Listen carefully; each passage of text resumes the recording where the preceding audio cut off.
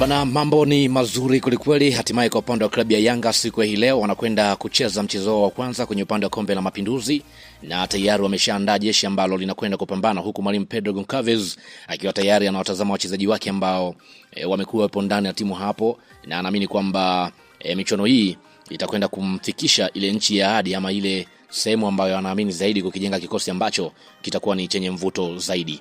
Sasa hii leo tunafahamu kwa upande wa klabu ya Yanga wanashuka dimbani kucheza na KVZ ya pale Zanzibar, na tayari ninacho kikosi hapa ambacho kinatarajia kuanza. Lakini kabla sijakwenda kukutazamia kikosi, nikukumbushe tu hii hapa ni Swahili Media. Kama bado hujaweza kusubscribe, basi nikuombe subscribe ili tuwe pamoja siku zote. Mimi naitwa Chicharito, karibu tuweze kuangazia kikosi kwa upande wa klabu ya Dar es Salaam Africans dhidi ya KVZ. Yanga inaingia kwenye mchezo wa Kombe la Mapinduzi dhidi ya KVZ ikiwa ni na mchanganyiko wa baadhi ya wachezaji ambao wamesajiliwa ndani ya msimu huu, yani hasa kwenye upande wa dirisha dogo ambao wapo ndani ya timu. Lakini kwa upande wa mwalimu wamekuja na kikosi cha namna hii. Lakini pia kwa upande wa golini yupo golikipa Komein Abubakari, ambapo tunafahamu kwa upande wa Komein si golikipa ambaye ameweza kupata nafasi ndani ya msimu huu. Lakini kwa upande wa mwalimu Pedro Goncalves ambaye sasa ni mwanzo mzuri wa mchezaji huyu kuweza kupata nafasi kwenye mechi hii, ambacho anakiamini kwamba huenda akaweza kukionyesha kwa upande wake. Lakini pia kwenye upande wa beki ya pembeni kulia yupo Kibwana Shomari. Kwa upande wa Kibwana ni mmoja mchezaji ambaye naye amekuwa apati nafasi mara kwa mara ndani ya kikosi kwa upande wa klabu ya Yanga. Hivyo jukumu lake ambalo ameweza kupewa kwenye mechi hii leo ni zaidi kuweza kutoa cross, lakini pia na kusaidia pressure zaidi kwenye upande huo, namna ambavyo atakuwa anacheza. Kwa upande wa mwalimu anaamini kwamba kuna kitu ambacho atakitoa mchezaji huyo. Lakini pia kwenye upande wa beki ya pembeni kushoto yupo Shadrack Sakaboka. Kwa upande wa Boka tunafahamu ni beki ambaye amekuwa ni muhimili mzuri ndani ya kikosi cha Yanga.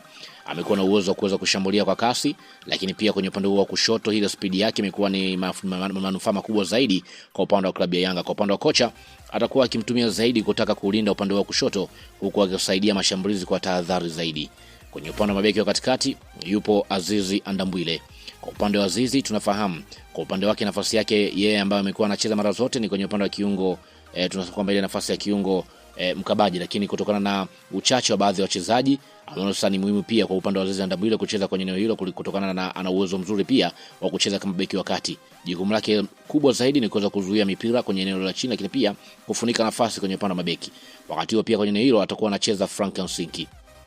Kwa upande wa Asinki tunafahamu ni mmoja mchezaji ambaye amekuwa na nguvu, lakini pia ni mzuri kwenye mipira ya aina yoyote. Kwa upande wa mwalimu atakuwa akimtumia kama beki wa mwisho kwa ajili ya kuondoa hatari na kushinda mapambano yote ya washambuliaji hao.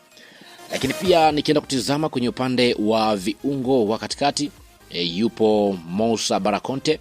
Kwa upande wa Moussa Barakonte, licha ya kwa upande wa klabu ya Yanga kutaka kumtoka mkopo, lakini kwa upande wake akasema kwamba yeye kwenda kwa mkopo ni kama kwake itakuwa ni ngumu, hivyo anaamini kwamba atacheza nafasi hiyo kwa wakati mzuri zaidi. Anaamini kabisa kwamba anaweza kaonyesha kitu kikubwa, hivyo kwenye eneo la kiungo mkabaji atacheza yeye mwenyewe. Lasine Kouma atasimama kwenye eneo hilo kama kiungo wakati akiwa anasaidiana na Moussa Barakonte.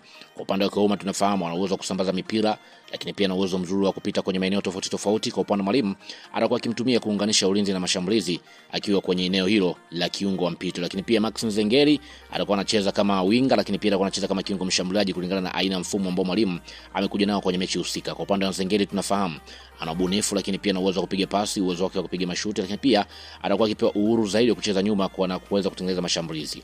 Kwenye upande wa winga ya kulia yuko Edmund John. Kwa upande wa Edmund tunafahamu ana kasi, lakini pia ana uwezo wa kupita kwenye maeneo tofauti tofauti. Kwa upande wa mwalimu atakuwa akimtaka zaidi kwa ajili ya kuvunja safu ya KVZ kupitia kwenye upande huo wa kulia, huku akiwa na dribble zaidi. Lakini pia Ofen Chikola atakuwa anasimama kwenye upande wa kiungo ama winga wa kushoto.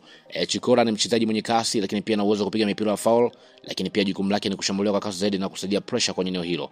Wakati huo mshambuliaji wa mwisho yupo Celestine Ekua. Kwa upande wa Ekua tunafahamu licha kusema kwamba wanampeleka kwa mkopo kuna klabu ya Singida, lakini mpaka sasa hivi kwa taarifa tu ni kwamba bado yupo ndani ya klabu ya Yanga. Kwa upande wa mwalimu Pedro Goncalves amemwambia kwamba anamtizama zaidi na anaamini kwamba kuna kitu hasa ambacho anaweza kukitoa ndani